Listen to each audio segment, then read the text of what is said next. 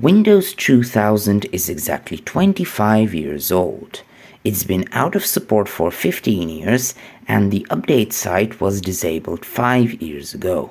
The patches for Windows 2000 are still available in the Microsoft Update catalog, but eventually they'll get deleted like Windows 9X. Of course, there is Legacy Update, but it still relies on your internet connection.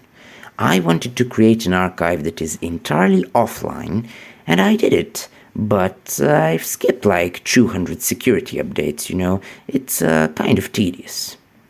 Anyway, enjoy!